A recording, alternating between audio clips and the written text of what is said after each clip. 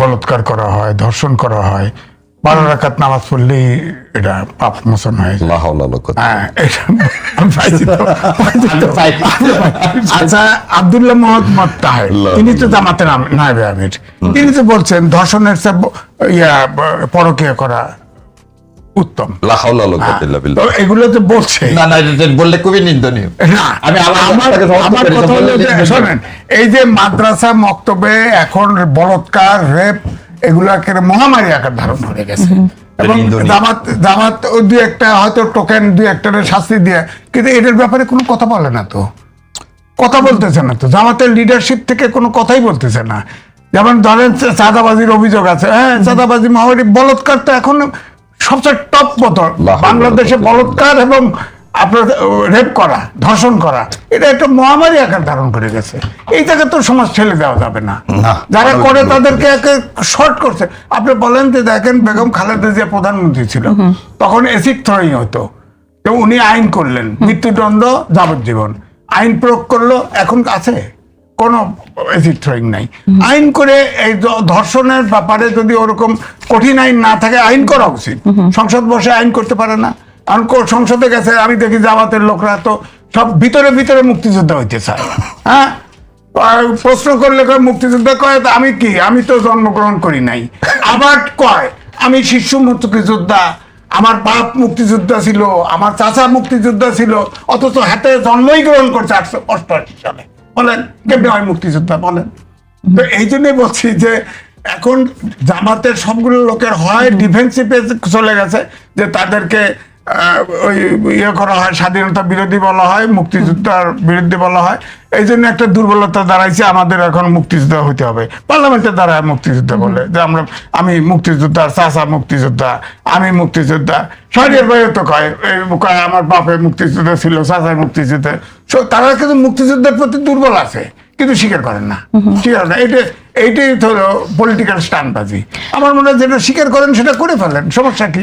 আচ্ছা, আমরা ধর্ষণ অপরাধ নিয়ে কথা বলছিলাম, সেই জায়গা থেকে আপনার কাছে কি মনে হয় সম্প্রতি যে ঘটনাগুলো ঘটছে? একটু তো আপনি নিয়ে আসলেন যে মাদ্রাসায় যে ধর্ষণ হচ্ছে সেটা বন্ধ করা উচিত, কিন্তু আমি জানতে চাইছিলাম যে এই অপরাধটা, এটা তো গুরুতর একটি অপরাধ। সেই অপরাধকে রাজনীতিবিদরা যদি সমানভাবে না দেখে, অপরাধকে সমানভাবে ট্রিট না করে, নিজেদের দলের কেউ অপরাধী হলে যদি তার পক্ষে দাঁড়িয়ে যায় নিয়ে বিনিয়ে, সেটা হলে তো আসলে অপরাধ থেকে আমরা কখনো মুক্ত হব কিনা, আপনি কি সেরকমটা দেখেন? আমি যেমনটা শুরুতেই প্রশ্ন করেছিলাম যে আমরা অনলাইনে দেখছি যে যেন এমনটাই মনে হচ্ছে যে ধর্ষকের পক্ষে এক ধরনের কথা বলা হচ্ছে। শুনেন, আমি ভিডিও রাখি, অনেক ভিডিও ধরা আছে, কিভাবে মাদ্রাসা মক্তবে শিশুদেরকে অত্যাচার করা হয়। ভয়ঙ্কর অবস্থা, ভয়ঙ্কর। প্রত্যেকটা প্রতিষ্ঠানে নজরদারি করা উচিত এবং সিসি ক্যামেরা লাগায় দেওয়া উচিত এবং এটার কঠিন বিচার করা উচিত। আইন না থাকলেও আইন তৈরি করা, উনি ভালো জানে যে ধর্ষণ করলে, বলাৎকার করলে কি হয়। আইন না থাকলে আইন করা উচিত। এদের সাথে সাথে ঝুলায়, শর্টকাটে, যে রামেসা হত্যা মামলা হয়েছে না, ওইভাবে মামলা করে শর্টকাট।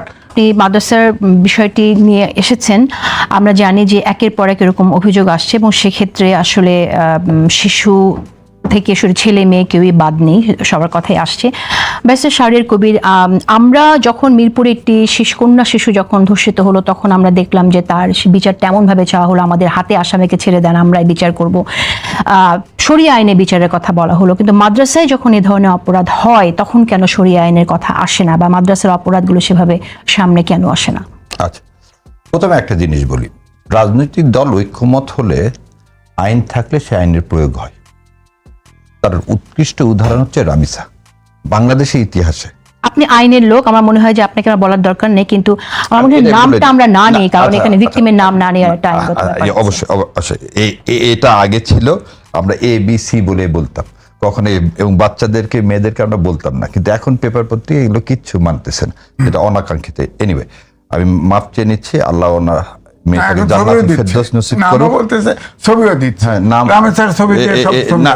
আমরা নাম বলি, আপা আপনাকে অন্তঃস্থল থেকে ধন্যবাদ। আসলে এটা আমাদের রিমাইন্ড করা উচিত, কারণ আমি দেওয়া উচিত। তো আমাদের একটা মেয়ের আমরা কিন্তু বিচার সম্পূর্ণ করতে পারছি 14 দিনের মধ্যে। এবং যদি বলা হয় যে বিএনপি সরকারের বড় সফলতা, আমাকে যদি জিজ্ঞাসা করা হয় এই 3 মাসের মধ্যে বাজেট টাজেট কিছু না, মনুষ্যত্ব মানবিক মূল্যবোধের যখন অবক্ষয় ঘটে তখন কিন্তু সমাজে এই অস্থিরতাগুলো সৃষ্টি হয়, এবং এই অস্থিরতার মধ্যে একটা কঠোর বার্তা দেওয়া। আইন আছে কিন্তু আইনের প্রয়োগ ছিল না, বছরের বছর পড়ে থাকতো। সেখানে 14 দিনের মধ্যে নিচে ট্রায়াল শেষ করে স্পেশাল বেঞ্চ হাইকোর্টে দিয়ে এই ডেথ রেফারেন্স শুনানি হচ্ছে। আমি খালি আপনাকে একটা জিনিস একটু মনে করায় দিই, ভাইয়ের এটা মনে থাকার কথা। সেটা হচ্ছে 1995 সালে দিনাজপুরে ইয়াসমিন নামটা আমি একটা বললাম খালি রিমাইন্ড করার জন্য, ইয়াসমিন বলে একটা মেয়ে কিন্তু এরকম একটা ঘটনা ঘটছিল এবং সে মারা গেছিল। আমার ফাঁসি চাই এই বইটায় 143 পাতায়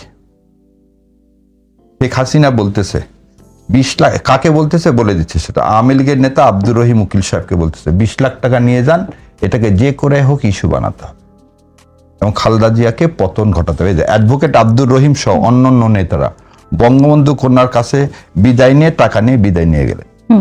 তো এটা লিখতেছে কে দেখেন, এই মুক্তিযোদ্ধা মতিউর রহমান রিন্টু জানে। আচ্ছা, বই ব্যান্ড ছিল বহুদিন। আর তারপর আসেন পরের পাতায় 145 নম্বর পাতায়, বঙ্গবন্ধু কন্যা শেখ হাসিনা 1995 সালে বলতেছে হরতাল ডাকছে, সচিবেরা হেঁটে হেঁটে সচিবালয়ে যায়, বলছে যে সচিবকে তুমি, মানে শব্দটার জন্য আমি আগে মাপ চেয়ে নিচ্ছি, এই দেখেন উল্লঙ্ঘ করছে, উলঙ্গ করতে পারবেন। আমার পড়তে ইয়া হচ্ছে, তাকে প্রতিজনকে সে 20,000 টাকা করে দিল ছাত্রলীগের, যে যাও তোমার কাজটা এটা। তাহলে আজকে যে কথাটাই হচ্ছে, সমাজকে কিন্তু 17 বছর আমরা ভেঙে চুরমার করে দিচ্ছি। আমাদের মধ্যে মানুষত্ব মনোবদ্ধ বোধ, এই যে বলতেছেন ছেলে মেয়ে না, মাদ্রাসা স্কুল না, কারো না কারো সন্তান তোরে ভাই, আমার হোক আপনার হোক কারো সত্য, এবং এটাকে কোনোভাবে সমর্থন করার কোনো ইয়া নেই। তবে বলতে হবে এটা একটা মরণ ব্যাধি হয়ে গেছে, তাদের মতো এটা একটা ব্যাধি। সেক্ষেত্রে আপনার কাছে কি মনে হয় যে সব জায়গায় সব ক্ষেত্রে এটা বন্ধের জন্য সমানভাবে উদ্যোগ নেওয়া উচিত কিনা, এবং মাদ্রাসায় যে বলাৎকারগুলো হচ্ছে সেক্ষেত্রে আপনার কাছে কি মনে হয় মনিটরিংটা করা উচিত কিনা এবং দ্রুত বিচার সেখানেও করা উচিত? খালি বলবো না, এখানে একটু টেকনিক্যাল সমস্যা আছে। টেকনিক্যাল সমস্যাটা যেমন আপনি শাপলা হত্যার কেন পুরা তালিকাটা আসেনি জানেন? এতিম বাচ্চারা কিন্তু সবচেয়ে বেশি মাদ্রাসায় পড়ে, নাম্বার 1। নাম্বার 2, তাদের গার্ডিয়ান বলে কিন্তু কেউ নাই। আমার বলে আমার মা 2টা মাদ্রাসা চালায় এবং সেটা করুণ অবস্থা। শীতের মধ্যে ছোট ছোট বাচ্চার গায়ে দিলে নিচে দেওয়ার কোনো দোষক থাকে না। তাহলে এরকম একটা জায়গায় একটা বাচ্চার প্রতি মানসিক বা শারীরিক কোনো কিছু হলে সেটার জন্য যে কেউ প্রোটেস্ট করবে, সেই জিনিসটা কিন্তু আমাদের এই সামাজিক সিস্টেমে নাই। সো আপনাকে যদি দেখতে হয় ব্যাধিটার প্রথম জায়গায় মনিটরিং সিস্টেমটা, ভাই যেটা বললো সিসিটিভি কেন 10টা না আরো, আপনাকে এগুলো সবগুলোতে আপনাকে প্রতিটা বাচ্চার আইডেন্টিফাই করতে হবে এই বাচ্চাগুলো কার, কোন মাদ্রাসায় কতগুলো বাচ্চা। অপরাধকে সব জায়গায় সমানভাবে করতে হবে এবং রাজনীতিবিদদেরও আশা করি অপরাধকে সব জায়গায় সমানভাবে দেখতে হবে এবং এটাকে কোনোভাবে প্রশ্রয় দেওয়া যাবে না, সমর্থন করা যাবে না। এই জায়গাতে যদি আপনি না আসেন তাহলে আপনি রাজনীতি স্ট্যান্ডবাজি বললেও ভাই আপনার রাজনীতি থাকবে না। 71 নিয়ে এখানে এম এ আজিজ একটি কথা বললেন, সেই প্রসঙ্গে শুনতে চাই। আমরা জানি যে নীলফামারী 4-এর সংসদ সদস্য মুস্তাকিম চৌধুরী তিনি বলেছেন যে তার বাবা মুক্তিযোদ্ধা ছিলেন, কিন্তু এটা আপনি জানেন যে ইতিমধ্যে তথ্য অনেকেই অনেক জায়গায় এটা নিউজও হয়েছে যে তার বাবা আসলে তার জন্ম হয়েছে 1981 সালে। আপনি তো জামাতের সাথে ঘনিষ্ঠভাবে কাজ করছেন। তার বাবা তার জন্ম 1981 সালে, কিন্তু তিনি 1971 সালে মুক্তিযুদ্ধে শহীদ হয়েছে তার বাবা। বিষয়টা কি একটু ব্যাখ্যা করবেন, আপনি জানেন কিনা? আচ্ছা, আমি এই বিষয়টা আপনার কাছে আসার সময় আমি খালি ফেসবুকে দেখলাম, এর বাইরে আমি দেখিনি। তবে আপনাকে আমি তার বক্তৃতা, আচ্ছা আপনাকে একটুকুন বলি, যেহেতু ভাই বলছেন এই বিষয়ে আর করা কিছু নেই। কথা হচ্ছে এই ধরনের কাজ করা উচিত। মুক্তিযুদ্ধকে আমি সবসময় একটা জিনিস বলছি, বাংলাদেশ জামাতে ইসলাম মুক্তিযুদ্ধে যে স্ট্যান্ডিং নিছে ভারত আধিপত্যবাদ সেটা আলাদা। এখন এই জায়গা থেকে আমাকে বের হয়ে আসতে গেলে সবাইকে মুক্তিযুদ্ধ হতে হবে তা না। আমি যেমন বলি যে মুক্তিযুদ্ধ মানে পরাধীনতা, এটা আমার স্ট্যান্ডার্ড, এটা আমার বিশ্বাস। আমি বিশ্বাস করি যে 71 সালে বাংলাদেশ স্বাধীন হয়নি, বাংলাদেশ একটা মানচিত্র পাইছে, পতাকা পাইছে, কিন্তু ভারতের আধিপত্যবাদ পাইছে। এটাকে হালাল করার জন্য ভাই যেমন বললেন যে আমি মুক্তিযুদ্ধ পরিবার হলেই যে আমাকে ওই স্ট্যান্ড থেকে বের হয়ে আসতে হবে, নট নেসেসারি। যেমন আর একটা জিনিস বলি যে মুক্তিযুদ্ধের বিরোধিতা যারা করছে তারা তাদের লজিক দেখে বলতেই পারেন মুক্তিযুদ্ধের বিরোধিতা করা। যেমন গান্ধীজি কি ভারত বিভক্তির বিপক্ষে ছিলেন না? গান্ধীজি কি রাজাকার বলছে পরে 47-এর পরে গান্ধীকে কি রাজাকার বলা হয়েছে? না। আপনি একটা জিনিস দেখবেন 47-কে জিতে গেছে। না গান্ধী তো চায়নি ভাগ, গান্ধী তো লাস্ট দিন পর্যন্ত ভাগ চায়, তাই না? সেটা তো রক্তক্ষয়ী যুদ্ধ ছিল না। না এখানে শুনে রক্তক্ষয়ী চরম দুর্ভাগ্য ছিল মুসলমানদের। বার্নিং ট্রেন, এই সিনেমাটা তৈরি হয়েছে, মানে আমার বোন দেখছে, জ্বলন্ত মানুষকে জ্বলন্ত ট্রেনে আপনি পোড়ায়া দিচ্ছেন। এরকম বিভৎস কাহিনী কিন্তু 71 হয়নি। আপনি 47-এ দেশ বিভাগের সময় যত লোক উদ্বাস্ত হয়েছে, যত লোক একটা চলন্ত ট্রেনে পুড়ে গেছে, তারপরে তো কেউ বলে না নেহেরু এর জন্য দায়ী, নেহেরু একটা জল্লাদ, বলেনি তো। নেহেরুকে এর জন্য কেউ বিচার চাইছে? না, বিচার চায়নি। আপনি দাঙ্গায় কত মুসলমান মারা গেছে কলকাতায়, সরার্দি তার জন্য বলছে, এটার জন্য। সেটা তো দীর্ঘদিন ধরে হয়ে এসেছে, এক্স্যাক্টলি 47-এ হয়নি, সেটা আরো অনেক আগে থেকে। না 47-এ আপনি ওই প্রেক্ষাপটটা চিন্তা করেন। আপনি 71-এ কি এরকম দাঙ্গা হয়েছে? এবং দাঙ্গা হয়েছে কি বিহারীদেরকে, মুসলমানদেরকে মেরে ফেলে দিচ্ছে, মুসলমানকে মুজিব বাহিনী মেরে ফেলে দিচ্ছে। মুজিব বাহিনী স্বাধীনতা যুদ্ধের আগে ভাই বলুন, আপনি চিটাগাং, সৈয়দপুর, সান্তাহার এগুলোতে হাজার হাজার মানুষকে, আবাল বাচ্চা বৃদ্ধ বনিতা, আমি কি এটা সমর্থন করবো? জীবনেও না। আমার কাছে এখনো বলতেছি 71 শেখ সাহেব যা করে গেছেন এটা বাংলাদেশের মুখ জানেনি। এখন যে প্রসঙ্গে আসছেন, এমপি সাহেব যে কথা বলছেন, না ঠিক আছে, আমি এই জায়গাটা একটু ক্লিয়ার হতে চাই, কারণ আপনি যে কথাটা আগেও বলেছেন যে 1971-এ জামাত ইসলামের যে পজিশন ছিল সেটা আসলে তখন অনেকে বুঝতে পারেনি, পরবর্তীতে বুঝতে পেরেছে। এইটা 25 তারিখের পরে তাদের এটা রাজনৈতিক ভুল, তাদের 25 তারিখের পরে সমর্থন দেওয়া কোনোভাবে উচিত হয়নি, তারা সমর্থন দিয়েছে। এই জায়গাটা হচ্ছে আমার প্রথম কথা। বাংলাদেশ জামাতে ইসলাম 25শে মার্চের পরে পাকিস্তানকে কোনোভাবে সমর্থন দেওয়াটা এটা একটা রাজনৈতিক ভুল ছিল। কিন্তু কথা হলো, রাজনৈতিক ভুল ডিসিশন রাজনীতি করতে গেলে অনেক ভুল আসে, অনেক সময় অনেক ভুল হয়। তাই বলে কি আমি রাজনীতি করব না? আমার আদর্শ থেকে বিচ্যুত হয়ে যাব না? এই জায়গাতে হচ্ছে বাংলাদেশের। যদি আজকে আওয়ামী লীগ বলে, এখন আওয়ামী লীগের কাছে চলে আসেন, যে আওয়ামী লীগ আর জামাত ইসলামের মধ্যে পার্থক্যটা কি? আপনি কি পাকিস্তানের আইয়ুব খান ইয়াহিয়াকে মাফ করছেন? শেখ হাসিনা আর ইয়াহিয়া এক সেম। আপনি তো বলতেছেন যারা, আপনি তো জাতীয় পার্টিকে মাফ করে দিয়েছেন বোন, জাতীয় পার্টিকে ইলেকশন করতে দিলেন না। জাতীয় পার্টি আর জামাতে ইসলামের অবস্থাটা এইভাবে ধরি, জাতীয় পার্টি শরিক দল কার? আওয়ামী লীগের। আওয়ামী লীগ ইয়াহিয়া আর আওয়ামী লীগ সমান। তাহলে ইয়াহিয়াকে মাফ করিনি, মুসলিম লীগকে মাফ করিনি, ওয়াইপড আউট হয়ে গেছে, আওয়ামী লীগ ওয়াইপড আউট হয়ে যাবে। জাতীয় পার্টিকে আপনি এবারে ইলেকশন করতে দিচ্ছেন। তো জাতীয় পার্টির যে ভূমিকা, সেই ভূমিকা যদি আমি বলি যে জামাত ইসলামের ভূমিকা, জাতীয় পার্টির লোক কি হত্যা করছে এবারে 96, আমরা একটা লোককেও দেখিনি, জাতীয় পার্টির একটা লোককেও দেখিনি, সেজন্য কিন্তু মামলা দিতে পারেননি আপনি। না, আমার মনে হয় যে স্বাধীন দেশে যেটা হয়েছে আর একটি দেশের স্বাধীনতার যুদ্ধে দুটো এক্স্যাক্টলি সিমিলার, আপনি তুলনা করার কথা না। আমি এটা বলি আপনাকে, আমার কাছে তো মনে হয় যে প্রথম স্বাধীনতা যুদ্ধ যদি স্বাধীনতা যুদ্ধ বলা হয়, তাহলে স্বাধীনতা যুদ্ধ 96, 71 না। 71 খেলে আপনি কি ক্ষমতার পরিবর্তন হয়েছে? পাকিস্তানের হাত থেকে আপনি ভারতের হাতে পড়ে গেছেন, এর বাইরে তো কিছু না। এটা আমি বলতেছি মতামত, কারণ গণতন্ত্র এটাই। আমার বিশ্বাস 71-এর 16ই ডিসেম্বর ভারত যে ছিনতাই করে নিয়ে গেল, আপনি একটা পরাধীন জাতি হলেন 16ই ডিসেম্বর থেকে। আগে ছিলেন পাকিস্তানের হাতে, এখন ছিলেন ভারতের হাতে 55 বছর। এবং এই 24 প্রথম আঙ্গুল দিয়ে দেখালো যে ভারতের দাসত্ব করো না। আচ্ছা আজিজ, আপনার কাছে আসি। ব্যারিস্টার শাহরিয়ার কবির মন্তব্য করেছেন যে দেশ 71-এ স্বাধীন হয়নি, দেশ স্বাধীন হয়েছে 96-এ। আপনি কিছু বলবেন কিনা? 96 কি হয়েছে? না 96, 96 বলেছেন আপনি। আচ্ছা, 96 বছরের পরে কারেকশন দিচ্ছেন। এখন বিষয়টা হচ্ছে, এই জায়গায় আমার বক্তব্য হচ্ছে, 71-এ ধরেন এখন ট্রাম্পের সাথে ইরানের যুদ্ধ হচ্ছে, কিন্তু ইসরায়েল একটা ইস্যু না? ইসরায়েল একটা ইস্যু তো। ইসরায়েল তার সুবিধার্থে লেবাননে বোম করে, সে বলে দিছে আমরা নাই, ট্রাম্পকে বলে দিছে আমরা নাই। অর্থাৎ চুক্তি হয় কি হয় না এটাও কিন্তু ইয়েতে লেগেছে। এখন আমাদের সময় মুক্তিযুদ্ধ হয়েছে, দেশ স্বাধীনতার জন্য আমরা আন্দোলন করেছি, সেখানে ভারত তো তার ইন্টারেস্ট দেখবেই যে পাকিস্তান তার রাইভেল, পাকিস্তান যদি ভেঙে যায়, অর্থাৎ বাংলাদেশ যদি স্বাধীন হয়ে যায়, তার ইন্টারেস্ট আছে। আর আমরা আমাদের দেশের স্বাধীনতা চেয়েছি। এখন যদি 71 বাদ দিয়ে কেউ 24 স্বাধীন হয়, তাহলে পাকিস্তান চলে যাক, সে তো বাংলাদেশ বিশ্বাস করে না। 24 সালে তো বাংলাদেশ তৈরি হয় নাই, তাহলে পাকিস্তানে চলে যাক। ওই বিহারিদের আছে, বিহারি কলোনিতে তাদের পাঠায় দিক, ওখান থেকে পাকিস্তানের সাথে আলোচনা করে তাদের পাকিস্তানে পাঠায় দিক। সে তো দেশে বিশ্বাসই করে না। সুতরাং এই জন্যই বলছি যে এই দেশে আপনার বাংলাদেশ বিশ্বাস করতে হবে। আপনি পার্লামেন্টে বলবেন আমি চেতনায় মুক্তিযোদ্ধা, আমার বাপে মুক্তিযোদ্ধা, আমি শিশু মুক্তিযোদ্ধা ছিলাম, এগুলা মুক্তিযোদ্ধা কিন্তু ভিতরে ভিতরে স্বীকার করে, কিন্তু তর্কের খাতিরে স্বীকার করবে না। তো এই জন্য এই যে রাজাকার রাজাকার বললে না, রাজাকার কিন্তু আসলে সমস্যা না। রাজাকার কিন্তু গরিব লোক ছিল, তারা চাকরি করছে, বেতনভুক্ত চাকরি। অক্সিলারি ফোর্স বলতে আমার কাছে অরিজিনাল ডকুমেন্ট আছে, অক্সিলারি ফোর্স সহ সেদিন সারেন্ডার করছে, এবং আল বদর, আল শামস, পিস কমিটি, এরা হচ্ছে অক্সিলারি ফোর্স। আরো বিনা বেতনে জামাত, আপনার নিজামে ইসলাম, মুসলিম লীগ, এরা সহযোগিতা করছে।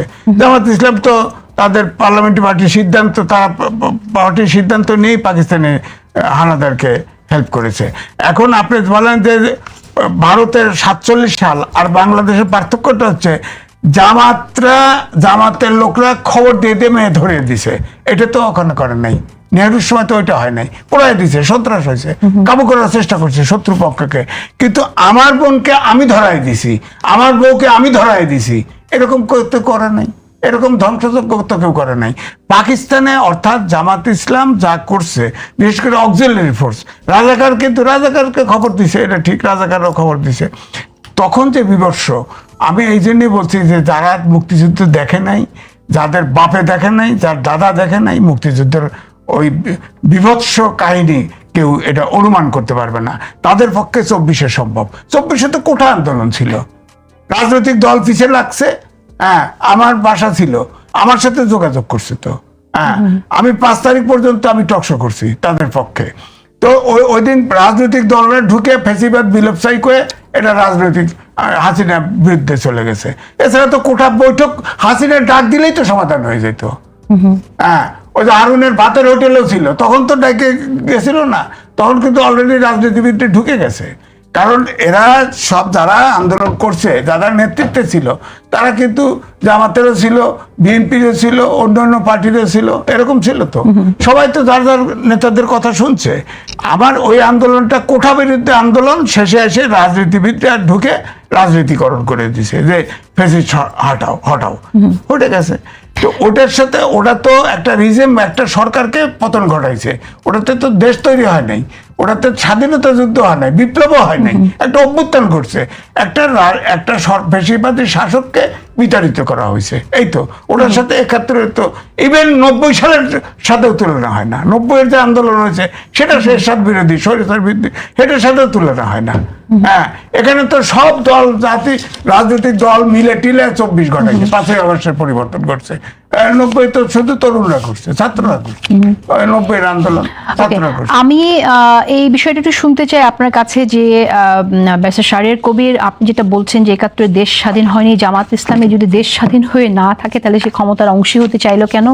বিভিন্ন সময় ক্ষমতার অংশ হওয়ার জন্য তারা আন্দোলনও করেছে এবং জোটেও থেকেছে, আমরা দেখেছি।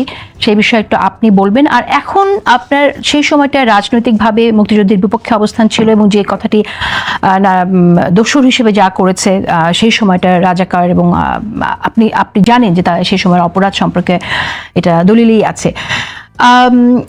এই অপরাধগুলো করার পরও এখন আমরা দেখছি যে মুক্তিযুদ্ধকে ওন করার একটা রাজনীতি জামাত ইসলামের মধ্যে আমরা দেখতে পাচ্ছি। সেইটা কি দ্বিচারিতা কিনা? 3টা প্রশ্ন। প্রথম প্রশ্ন হচ্ছে, আমি কি বলছি আবার ভালো করে বলি। 71 সালে 16ই ডিসেম্বর বাংলাদেশের স্বাধীনতা ছিনতাই করে নিয়ে গেছে ভারত। 71 সালে 16ই ডিসেম্বর বাংলাদেশের স্বাধীনতা ভারত ছিনতাই করে নিয়ে। গত 55 বছর আমরা পরাধীন ছিলাম, ভারতের অধীন ছিলাম, আমরা ভারতের করদ রাজ্যে পরিণত হয়েছিলাম। শেখ সাহেব যে যুদ্ধ ছিল না, যে ফিরে এসেছিল 7 দফা, এটা এভাবে আপনি 50 সময়টার কথা কিভাবে বলতে পারেন? আপনি সরলীকরণ করতে পারেন? আমি শেষ করে দিই। আমি তো আমার মতামত দিব। আমার মতামত, আমার জ্ঞান যত স্বল্প, সেজন্য ভাই যেমন বলছে অক্সিলারি ফোর্স, গরিব মানুষ চাকরি করতো। না, অক্সিলারি ফোর্স না, রাজাকাররা গরিব মানুষ। অক্সিলারি ফোর্স হলো আল বদর, ভাইয়ের কাছ থেকে আমি কিছু জিনিস শুনবো।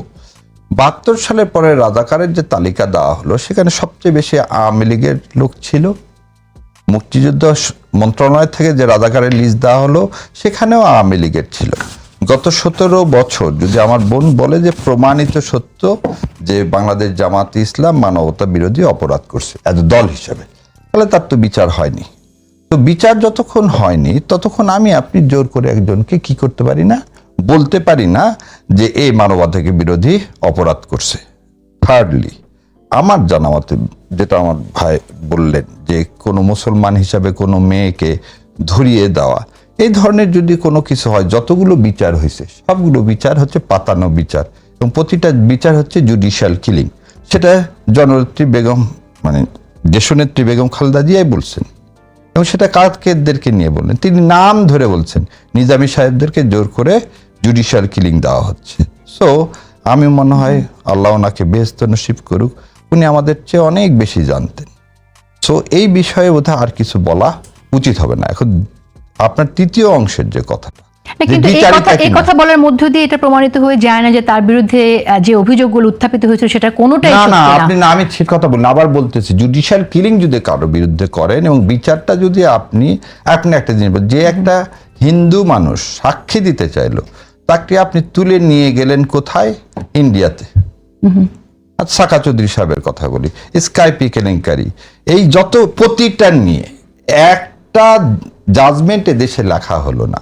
আজকে তো এগুলো সব দেখেন, সত্যতা না। আমরা সেই বিচারটা নিয়ে আমরা কথা বলেছি, বিচারিক হত্যাকাণ্ড, সেটা নিয়ে অনেক কথা বলেছি, কিন্তু আমরা সেই প্রসঙ্গে যেতে চাইছি না। আমরা এটা তো আসলে অনেক আলোচিত হয়ে গেছে, কিন্তু প্রসঙ্গটা হচ্ছে যে মুক্তিযুদ্ধের বিপক্ষে আপনাদের রাজনৈতিক অবস্থান ছিল জামাত ইসলামের, সেটা ভুল ছিল, কিন্তু এখন তো আপনি এখন বলছেন ভুল ছিল না, এটা আপনাকে বলি, আমির জামাত বলছেন, অধ্যাপক গোলাম আজম সাহেব বলছেন, অধ্যাপক গোলাম আজম সাহেব নিজে পর্যন্ত বলছে, রাজশাহী মাদ্রাসা ময়দানে পর্যন্ত বলছে, কথা সেটা না। এবং আরেকটা জিনিস আপনি যেটা লাস্টে বললেন, দ্বিচারিতা, এইখানে আপনাকে একটা বলি, যারাই না বুঝে এখন হয়তো ভাবতেছে, শোনেন, আজকের যে প্রজন্ম বাংলাদেশ জামাত ইসলাম করে, ধরেন আমার কথাই বলি, আমার জন্ম ৭৫ সালে, তাহলে আমাকে তো ওই জায়গায় আপনি কোনোভাবে কি করতে পারছেন না, কিন্তু আমি কি কানেকশন করে এটা করতে চাইবো যে আমি আল্লাহর কোরআন এবং রসুলের হাদিসে দেশে সেই অনুযায়ী একটা দেশ, একটা শাসন ব্যবস্থা কায়েম হোক, এটাকে বিশ্বাস করে আমি জামাত ইসলাম করি।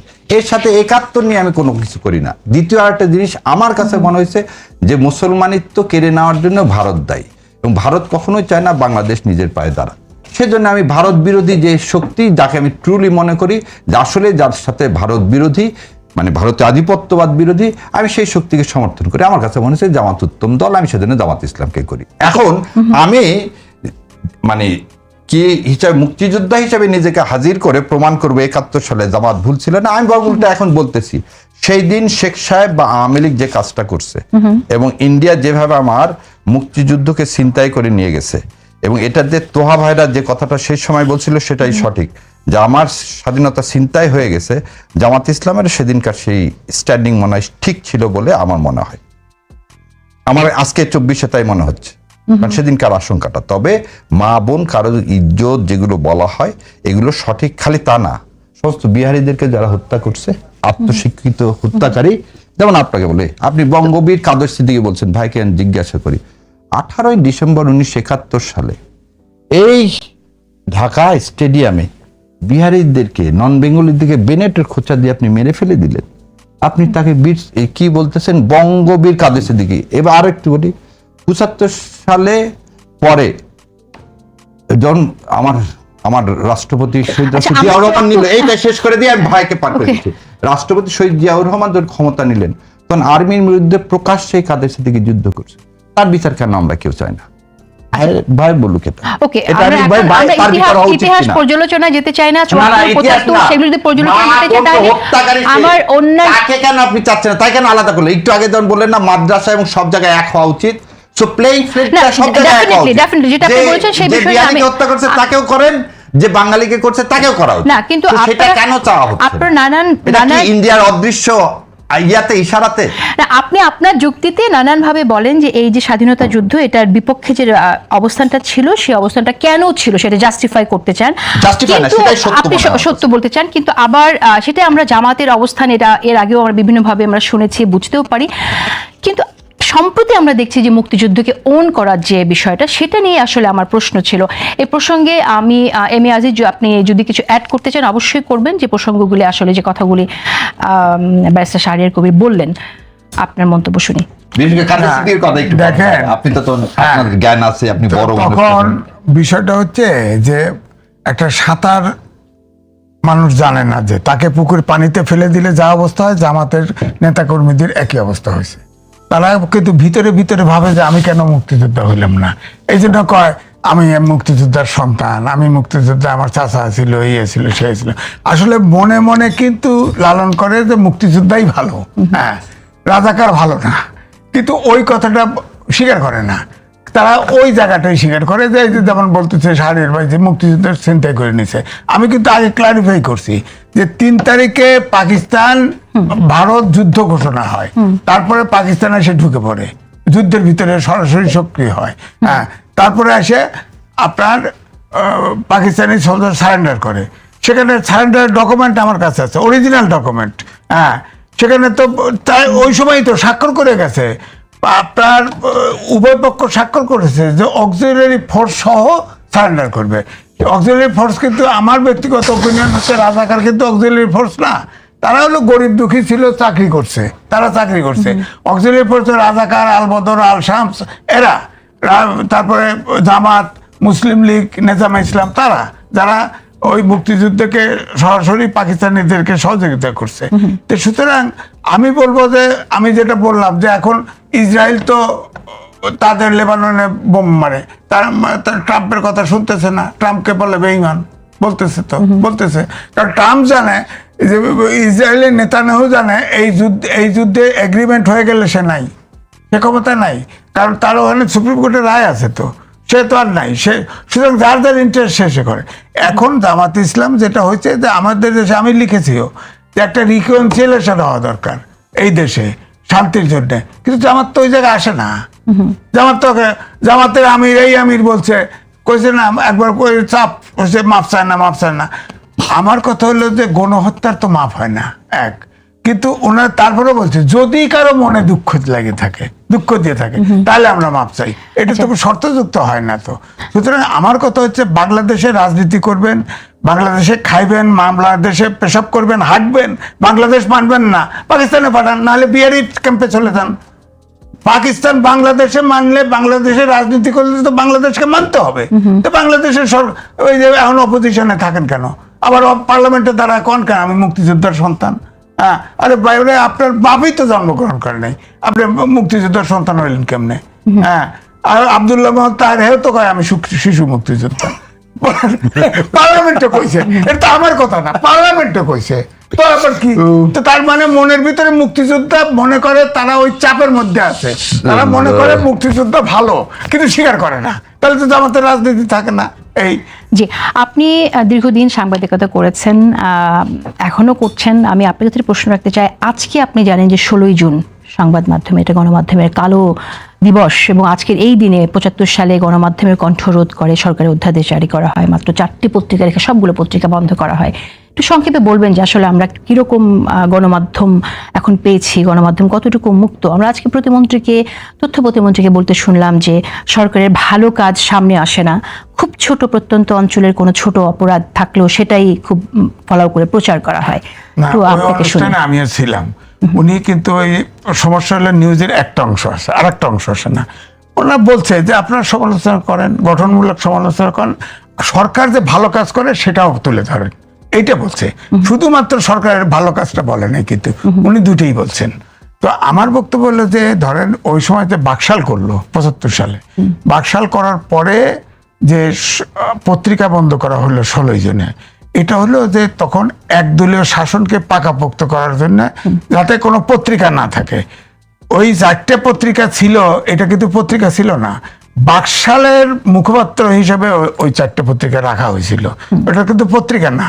এটা এখানে ওইটাই ওই দিন থেকেই দেশের গণমাধ্যমের স্বাধীনতা চলে গেছে, এটা হলো আমার ধারণা, আমার বক্তব্য। পৃথিবীতে কোনো দেশ উন্নত হতে হলে স্বৈরাচার উন্নত হয়। চীন তো কমিউনিস্ট পার্টি গণতন্ত্র আছে, বলেন, উত্তর কোরিয়া গণতন্ত্র আছে, এই যে মিডিল ইস্টের যত দেশ আছে সব রাজা শাসিত, উন্নত না, আমাদের সাথে ধরি না। একমাত্র গণতন্ত্র দরকার হচ্ছে সাংবাদিকদের, যদি আপনি মুক্ত গণমাধ্যম চান।